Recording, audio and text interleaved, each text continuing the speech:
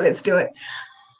Hi everyone, my name is Linda Reed and I'm the founder of Business. And if this is the first time attending one of our skills webinars, you are in for an absolute treat. Megan is from MeetEdgar. Megan and we talk incredibly fast together, but we love talking about the world of social media and sharing some really cool stuff to help you boost your business. So in today's webinar, we are going to be covering the 5 steps to social media success. And I'm just going to ask people as you start to join us if you can just mute your microphone so that we're not getting feedback throughout the process. Then Megan can have a chat and we'll ask for chats. The mute microphone button is on the left-hand side. If you need to, I can't mute. So that's something that I can't do. Okay, and then we'll hopefully get through that process and you can turn your video off as well. Megan, welcome on board for another skills webinar. Can you believe we've been doing these for 2 years now, you and I? Time flies so much, and I'm so grateful for your community and being able to show up here so long. It's so good to see you. So would you like to just do a quick intro about yourself, what MeetEdgar does, and then we can get into these amazing tips you've got for us on the 5 steps to social media success today? Absolutely. So my name is Megan. I am located in Denver, Colorado, and I work for a company called MeetEdgar. That's a social media automation tool. Now, I always say that with a caveat that don't tune out and think that I work for something that's a dirty bot or something. It is a software program that's truly set up in order for you to create really valuable content for your community, schedule it on a consistent basis to send it out when your followers are online, not when it's just convenient for you to send it out, and really create systems to make sure that you are growing your networks and really connecting with the messages that you work so hard in putting out on. So we believe in an evergreen posting schedule. So I'm sure a lot of you know a lot about scheduling systems, and the way that we differentiate ourselves from other apps out there is this idea that we want to make sure your status updates that you are pouring your heart and soul into get seen by the majority of your community. So the way that MeetEdgar works is you load your posts into your library, you set up a consistent schedule that was based on different categories. So you get a variety of different posts going out. So you don't just feel like a salesperson that's just broadcasting all the time. And then Edgar will just repeat it on the system that you set when you want things to go out. So we find that it really helps, especially small businesses who don't have a lot of time to hire some huge marketing team in order to create this content, schedule it to go out to all the networks, and your message can be amplified out by using just a simple software tool, and you can kind of keep up with the bigger brands out there. Very much so. And guys, for those of you who didn't catch Tips Tuesday this morning, over on my Facebook page, you will find a full explanation of what evergreen content is, because I figured what better tip to share on Tuesday, Megan, before you and I spoke about what evergreen content is and how you can use it within your business. I've been using MeetEdgar on and off since we launched Family Capers. I think we're about 6 years now. We've been using MeetEdgar on and off. It is my absolute favorite tool for evergreen and going back to content and not forgetting to market content. And I know the Marketing Circle members who are here watching with us this morning, one of their challenges is at the moment why things are quiet is to create social graphics and tips and videos that they can load. And I've literally just been creating a whole heap of course creation ones that I created a brand new category for yesterday and have been uploading to MeetEdgar to go out to my groups over the next little while. So it's a great tool. And you can program things, you can turn categories on and off, and I'm just so impressed. And thank you guys for the amazing tool that you've created for us to help us do those sorts of things. Megan, I'm going to let you start your presentation. Once again, guys, if you have questions throughout today, please pop them in the chat box or pop them in. And at the end, I'm happy to say everyone unmute themselves and we will have a conversation with Megan and you can ask her questions directly. Fantastic. So is that screen sharing okay now? That is perfect. Okay, cool. Like to make sure there. So as we are a social media automation tool, we're also an education first company. We have a whole system called Edgar University that comes along with your subscription to our service. And one of the reasons we have this is because our founder, Laura Roeder, was actually someone who had an educational business before she pivoted to becoming a software owner. And I know a lot of you out there have been hearing the word pivot over and over again, especially in this climate that we're in right now.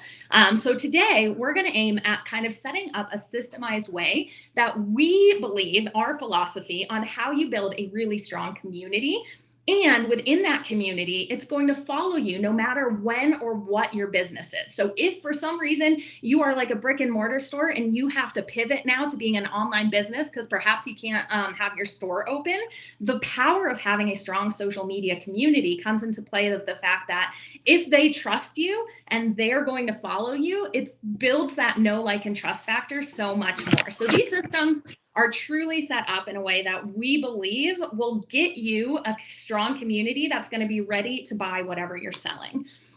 So as we're talking about this, the reason that I'm so passionate about it is because the average person really sees 400 marketing messages a day. So you need a system in order to stand out and be memorable for those 400 marketing messages that are coming to you.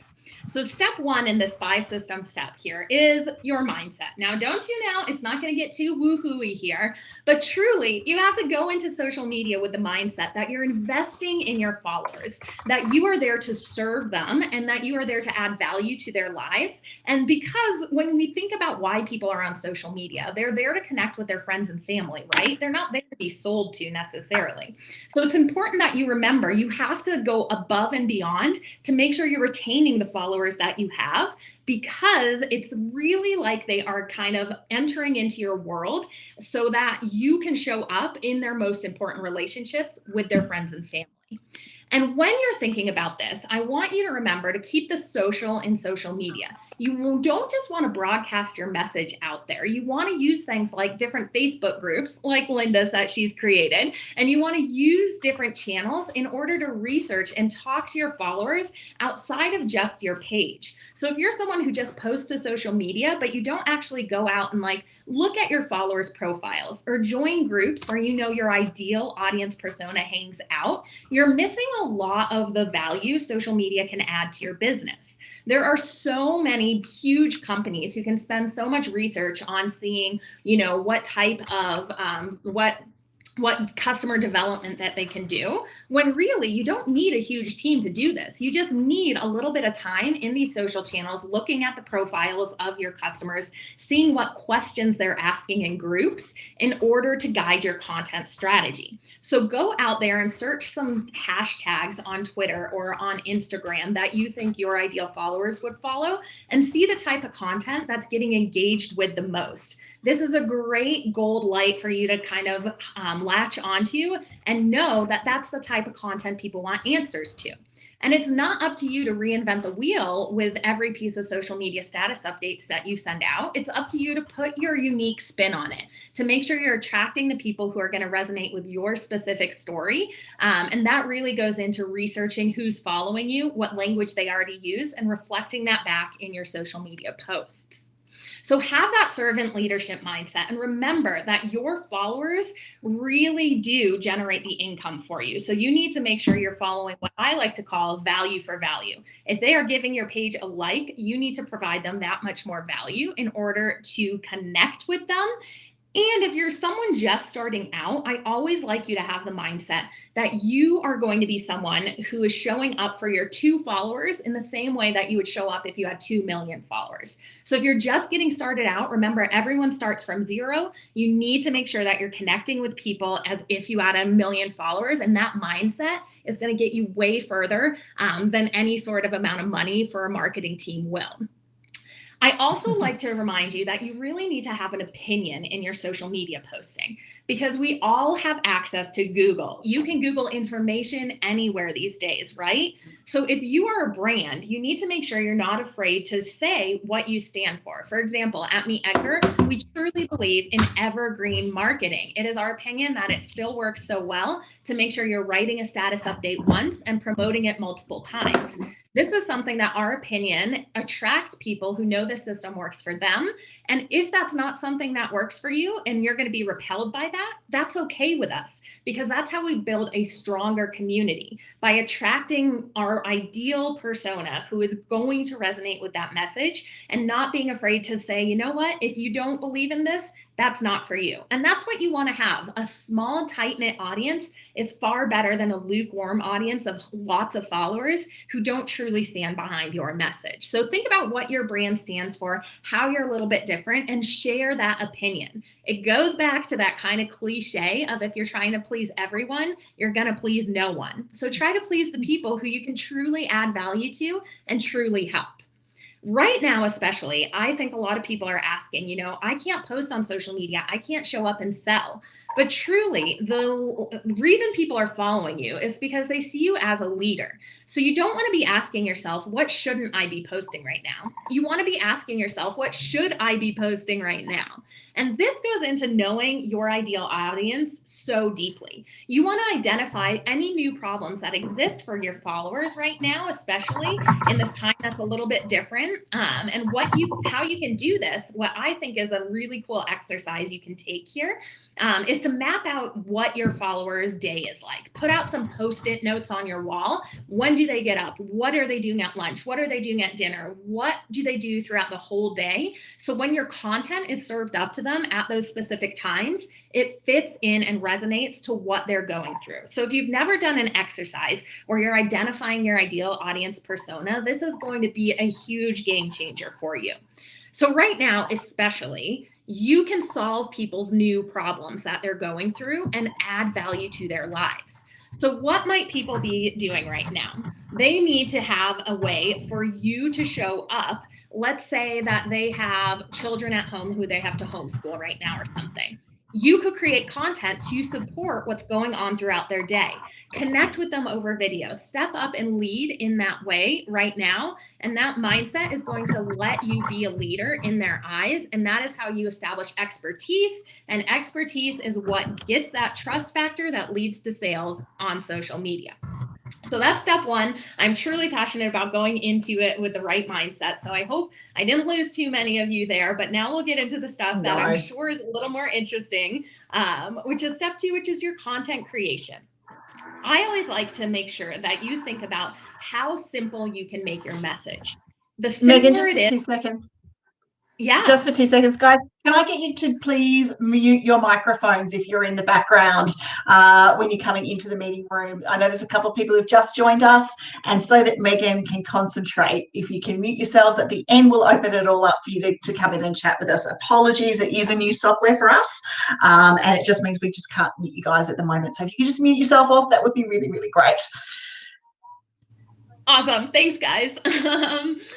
So content creation is going to be step two. And when you're doing this, the first step here is going to be to get so clear on your message. Because when you think about it, a confused mind does not buy. So oftentimes the strategies we take to be kind of clever and coy in our social media status updates can backfire a little bit. We want to give people a way to talk about us, to get word of mouth marketing out there so much easier. So you want to make sure your followers know exactly what you stand for, your opinion, what your product or service does, so they could talk about it to other people. So the ways that you can do this really with social media is a reminder to yourself that your content on social media exists in a way that you want it to drive traffic back to your main site. Often this is referred to as the fact that, if you are creating social media as your main hub, you're creating a business on rented land. You don't own the algorithm, you don't own the networks, and they could shut down at any time. So you need to have a place to send people to, right? So that's going to be your blog or your podcast or your video, whatever kind of content that you create. And social media is there in a way for people to engage with this content, but your content should not live strictly on social media. So that's step one. If you don't have a blog, super simple to set up. There are so many great so many great platforms out there that make it so you don't have to have development skills anymore or anything like that. And remind yourself that social media is there for people to like your content, to comment on your content, but not to consume it strictly there. Other things that I like to make sure is that you are doing a category-based system of content creation. Why? Because oftentimes we will sit on our phones and be like, I don't know what to post, and that will lead to us not posting anything at all. So categories help to systematize your social media in a way that you can kiss that content paralysis goodbye. And what categories do is it takes your timeline from looking so random and nothing that has some intent behind it, into being a place that you provide consistency and you provide value over anything to your followers. So some categories are things like blog posts, tips, quotes, behind the scenes content, and then your promotional content can be sprinkled in there. Categories really help with what we call the 80-20 rule, and that's that 80% of your content should be super valuable content, and then 20% can be a little bit more promotional. This way, your community is able to see your page as one that they want to keep following and not one that they feel like they're being sold to all the time. So, what type of content is really great for that 80%? That's going to be content that delights, educates, entertains, inspires, engages, nurtures, and builds relationships. Because when you can do that, you can convert people so much easier. Again, it goes back to that trust factor. You want to be someone when they are actually going in there and seeing your content, it emotionally engages them with one of these different aspects here. So, how do you do this in even a stronger way when you're creating content? You tell stories. Our brains are wired for stories. We remember them so much better than just facts. I mean, think about the canon of literature that exists in the world, right? It is about stories. The entertainment we consume on TV or on movies, they are stories of people's lives that have a clear beginning, middle, and end. This needs to go into your marketing if you're going to be a brand that is memorable as well.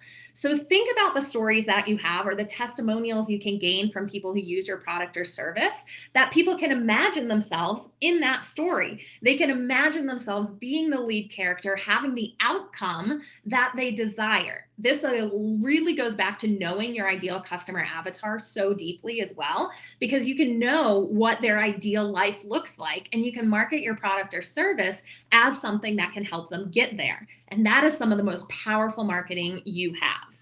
And I always like to say in this last bit here that sometimes the most boring stuff that you can think of is the most relatable. So don't think that your followers are looking for you to send out content of you climbing Mount Everest every day. They can't really relate to that.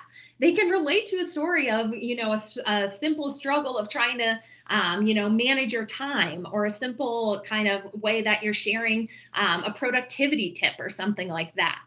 That is going to be relatable content, and that's going to get someone to nod their head and say, oh, I agree with this. This person gets me. So don't think all your content has to be hugely sensational. That boring stuff is some of the most relatable stuff your followers will remember. When you're creating content beyond just that 80% that's really delighting your customers, I want you to approach social selling in a way that you are not scared to do it. Because when it comes down to it, what we're selling on social media, way more than the what. So the product or service you have, that's the what. You're selling yourself and your why so much more easy, so much more than you're selling the what.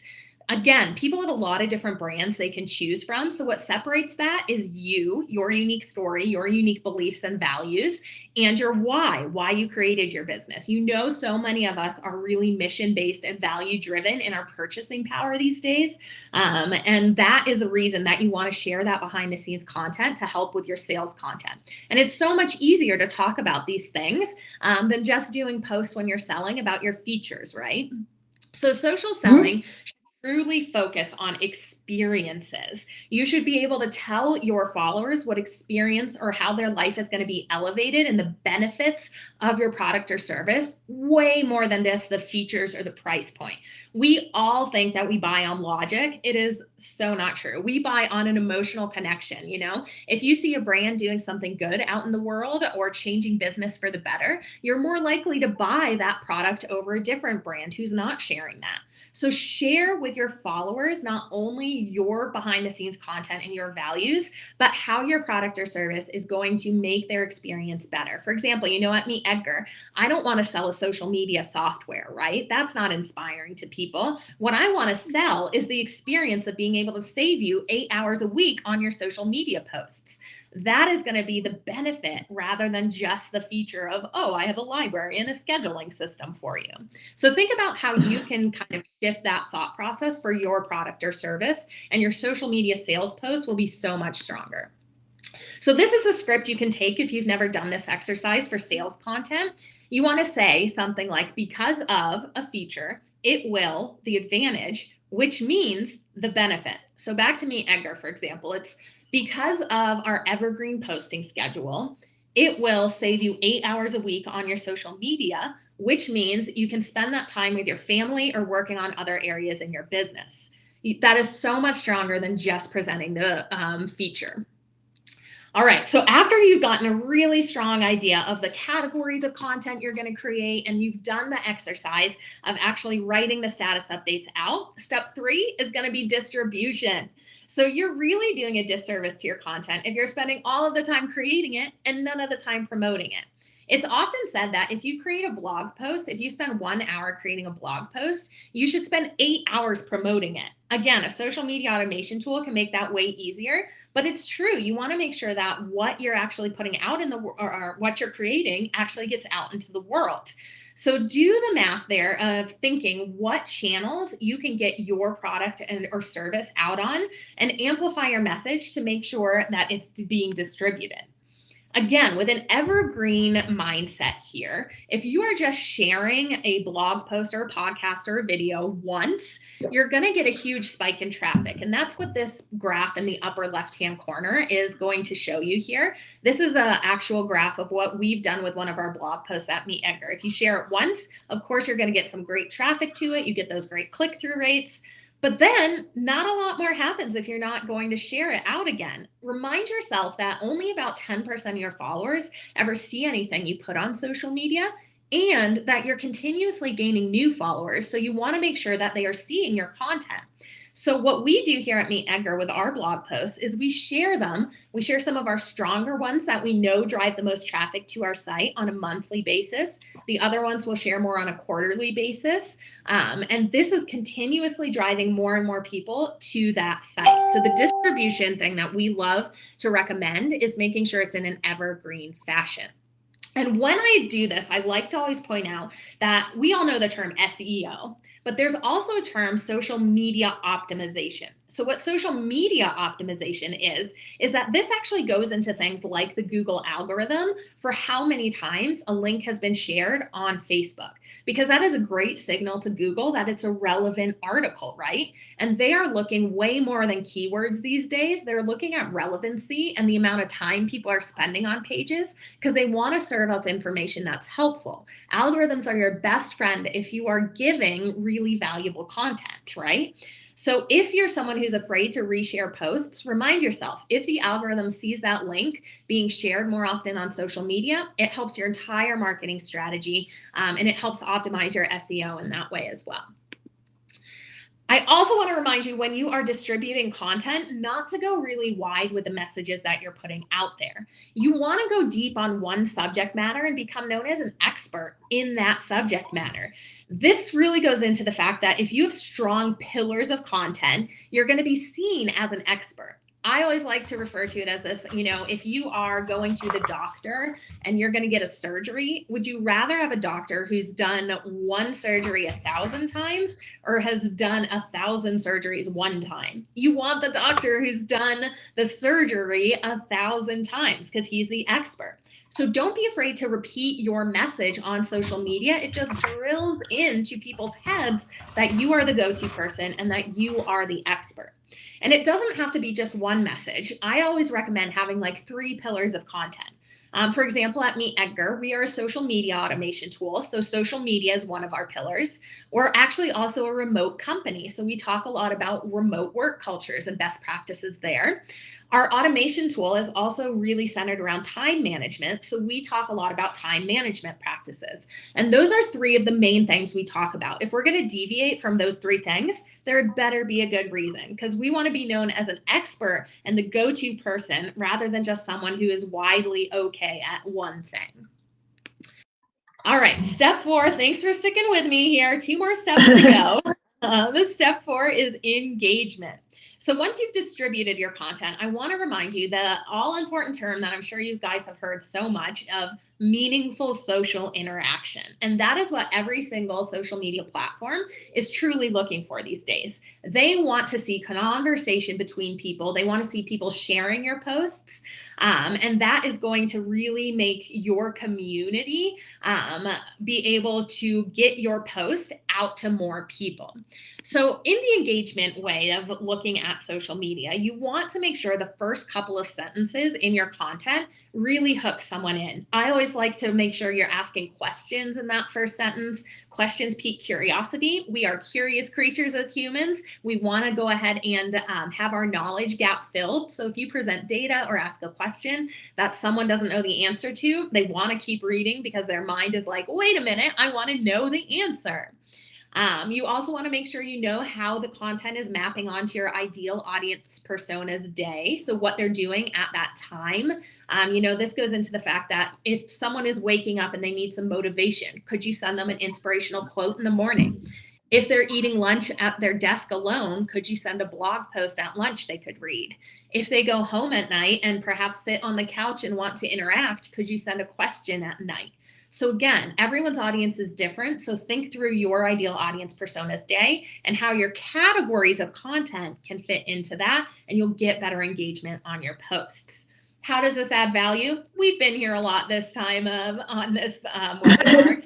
Value adding content is going to be way more engaged with than just sales content. Entertainment. I think a lot of the times brands are afraid to post things just like inspirational quotes, good news, or memes. But again, this entertainment is really great for having an emotional bond with your followers. Pro tip, I always suggest you do something like an inspirational quote or a funny meme right before you do a sales post on social media, because that inspirational quote or that funny meme is going to get a lot of engagement. Study after study shows that happiness, that inspiration is some of the most engaged with content.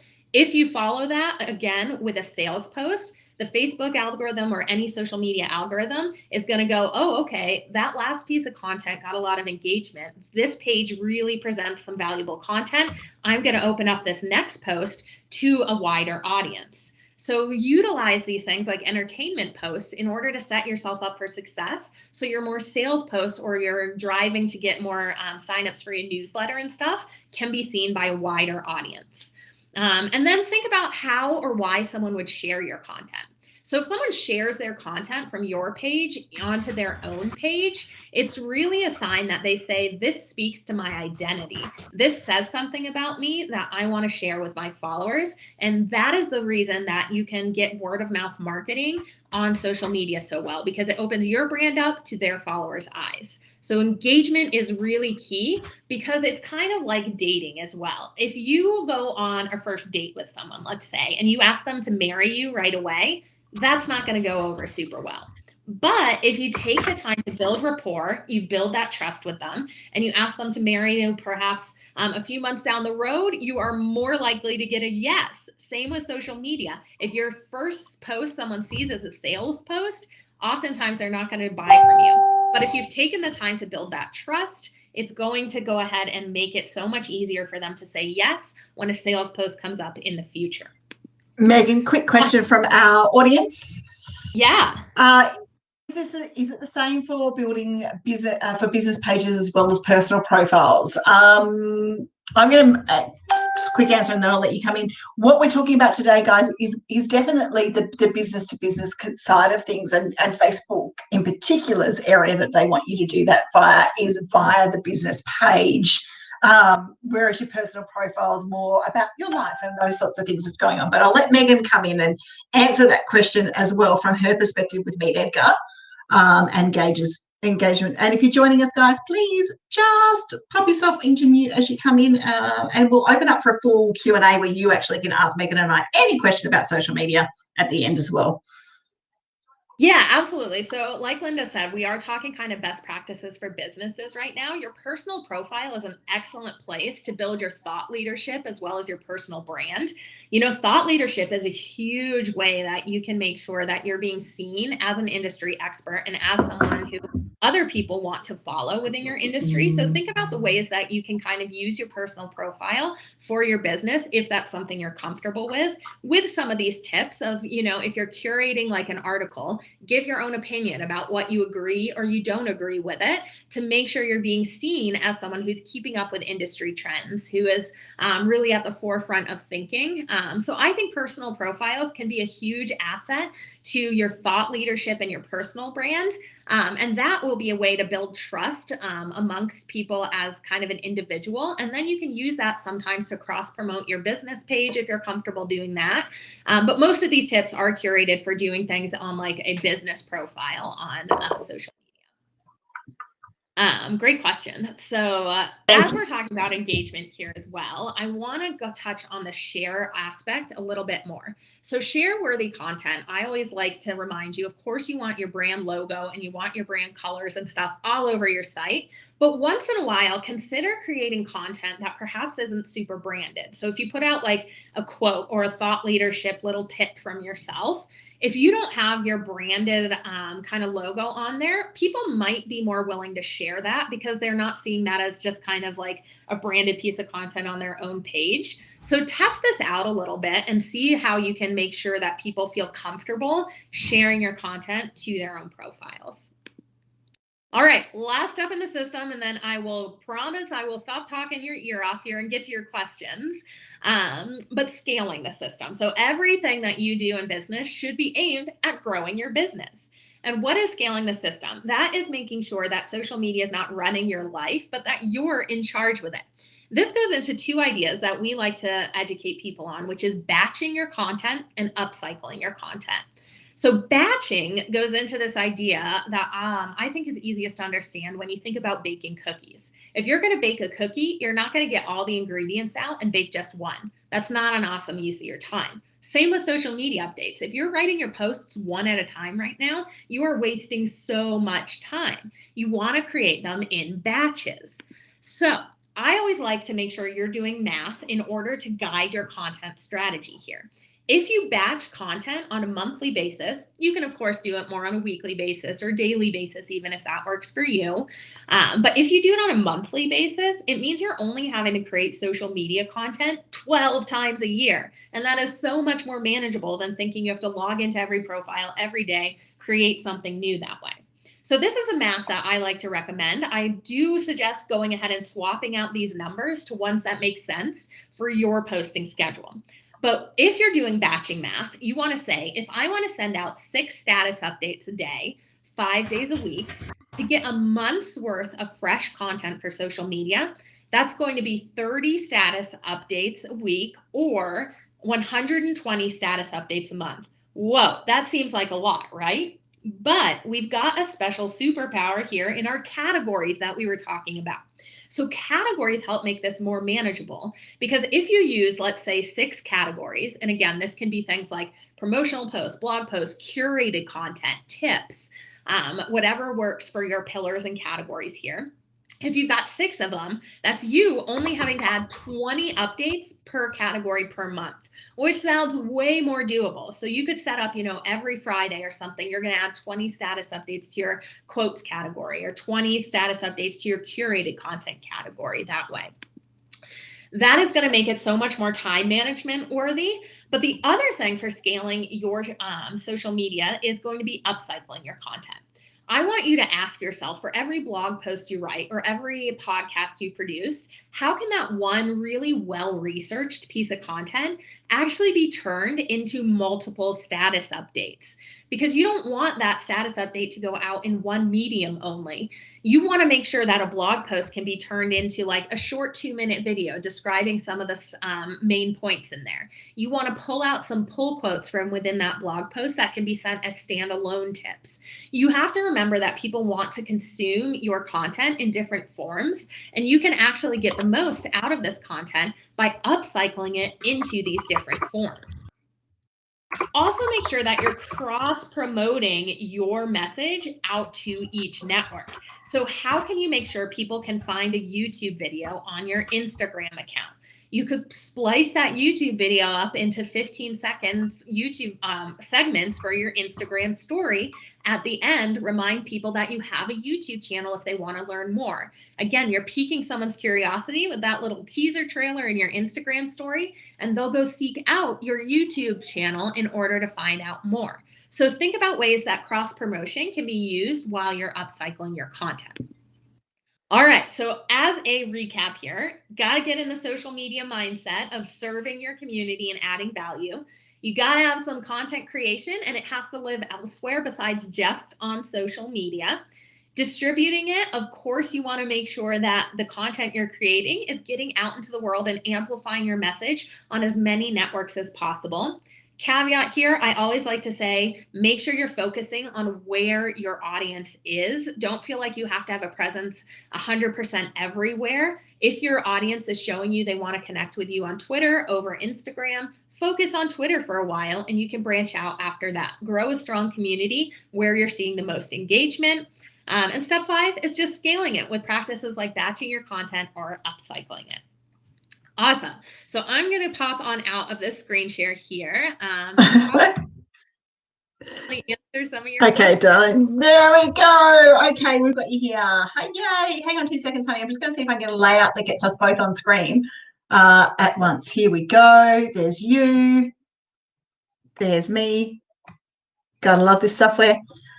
Okay, fingers crossed. Yay, we're both here at once. Perfect. Beautiful. And for those of you who are joining us this morning, guys, we are testing a new meeting room platform and seeing how it will work with us moving forward.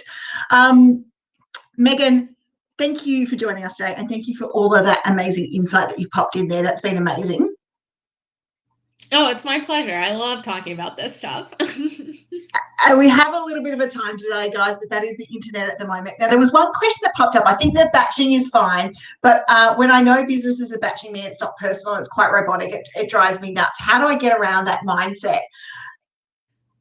Yeah, absolutely. So I think that batching your content can actually make you seem less robotic because you have your intent of, what are my company values? What do I need to put out to people in that way? And you're adding in your own personal opinion. So when you're batching content, don't just do it in a way that you're saying, the title of my blog post and the link, the title of my blog post and the link. Give your opinion. And remember, I think this is a perfect question that you actually have the right mindset here, is that you're talking to people. Social media is a human to human connection. And I think just the way that you're thinking about this, that you don't want to sound robotic, means that you have that right mindset.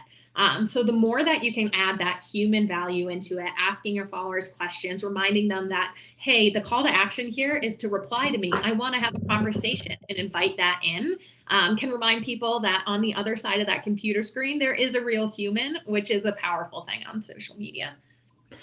And I think one of the big things is batching and content automation and evergreen content needs to be mixed in with current and live streams and live content and the stuff that will engage as well. It's not, and Megan and I'll both tell you the stuff and are doing it, it's not a set and forget and they go, right, that's it, that's all the stuff I'm going to pop out. It's about adding new stuff and keeping it fresh for those who have maybe seen it before. But Megan, I don't know, I have got the latest stats on my fingers at the moment, but I do know in the world of social media that there is, not everyone sees your content the first time or the second time or the third time or the fourth time that you share it. 100%. I always like to remind people that so few people see the content you're putting out there to give you that confidence of why you should repeat it, but also reminding yourself, if you're producing quality content, no one's going to be mad if they see a content from you twice. When you're watching television, if you see the same commercial twice, you're not mad at that brand. And if they've done it well, you actually might have a good laugh at it because they've produced a funny commercial or something. So think about it in that way. Look at what other people outside of just social media marketing are doing and bring those practices into your social media marketing. You see the same commercial, you see the same ads up in billboards, and it's totally fine. But like Linda said, so often the algorithms are set up in a way that they don't want to show the same content to the same people all the time either. So they're changing it up all the time as well. So you have to kind of keep that in mind, that they are doing a watch on your audience and what type of content that they like and serving them up the type of content they like. So your followers should be seeing content that really resonates and they love it in their feed. And if that's your content and you've done a great job of kind of knowing your ideal audience persona in that way, it just works. The algorithm truly can work in your favor. Okay, Lisa asked, will the framework work with LinkedIn? The stuff we've spoken about today, for certainly MeetEdgar definitely works with LinkedIn, but the stuff we've talked about today is the general basics of social media content, when we most probably preface Facebook because that's both the area that Megan and I love. Yeah, it's totally true that actually LinkedIn is getting way more social in itself. So I would absolutely recommend you try some of these aspects, especially like the category-based system of posting. LinkedIn is so interesting these days in the way that, they're really looking for personal stories. It is a little different in the fact that a lot of businesses are on there in order to connect with other businesses. So sharing a lot of behind the scenes content is really great. But they're looking for really personal stories. There's actually a human element in the LinkedIn algorithm where they go in there and they look for really kind of personalized things. And it seems like a network that they're looking to get a little more social. So experiment with it. That's all you have to do on any social media network is experiment with the content you're putting out there and see what's getting the most engagement and the most traction. But category-based system of posting, 100%, you should do that on LinkedIn. And batching your content for LinkedIn, 100%, you should do that on LinkedIn as well. And also remembering to not to go and engage with these platforms, because if you're not engaging, the algorithm is going to see that you're not engaging. So, if you are sharing stuff to LinkedIn, make sure that you're checking in on your phone and that regularly, or you're checking those ones. Lisa's asked, when someone recommends your business by posting your Facebook page on someone else's post, is that a benefit? Absolutely. If someone recommends and they tag your page or they do anything, LinkedIn, Twitter, social media, if anyone tags you or shares your Facebook page, that's a benefit to you and your business.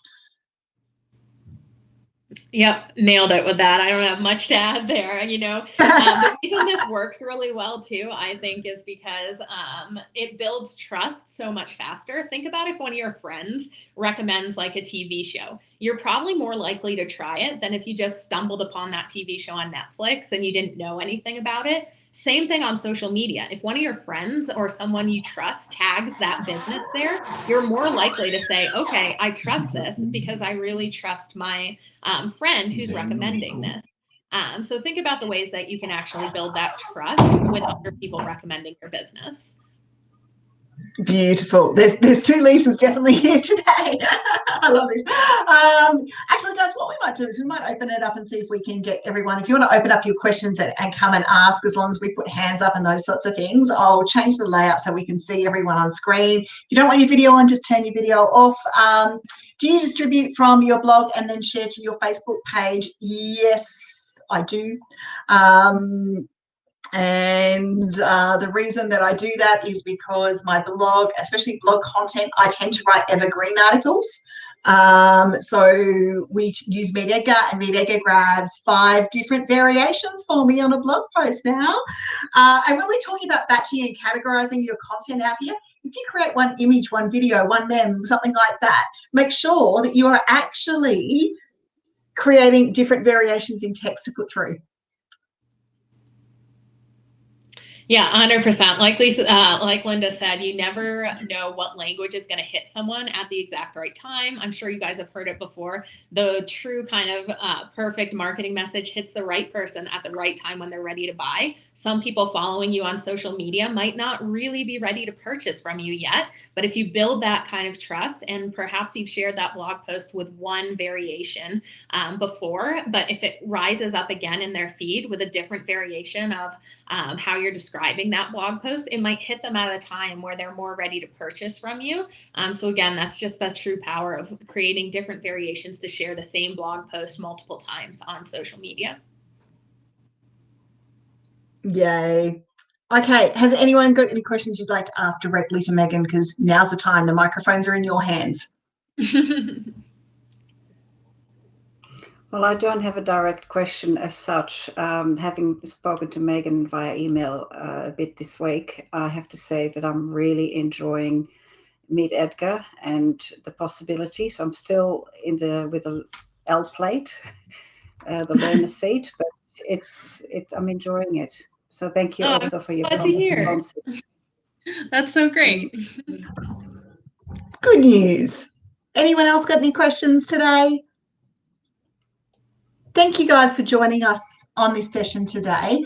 For those who were watching the live stream dropped out. Gotta love technology. At least we got to go live today, Megan. That's a big step against most sessions I've run for the last 4 days.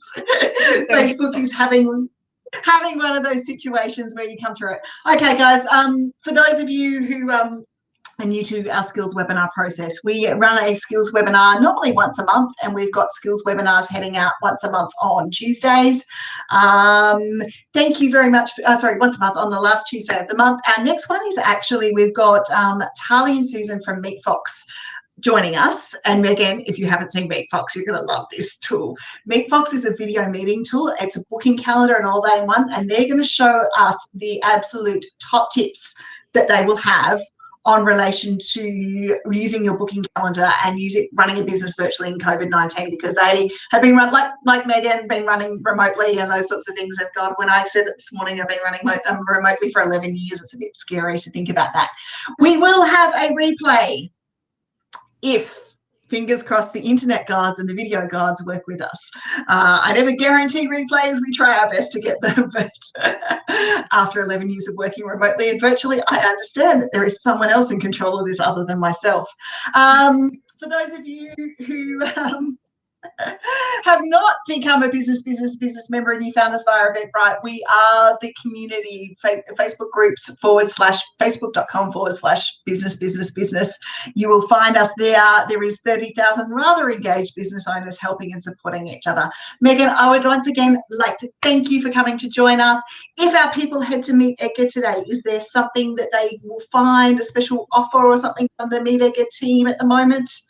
Yeah, absolutely. Thanks for reminding me. For anyone who wants to try MeetEdgar out, you can absolutely get your first month free if you use the code business upon sign up. There'll be a little part for you to put that code in, just for you guys. Definitely test out a free month. We want to make sure it works for you. And we, like I said, are an education first company, so I run all of our onboarding stuff. So if you're afraid of trying new software out, just come into what we call our office hour sessions. We run them every day. You can come in and get help with that setup and make sure that it will work with your whole marketing system.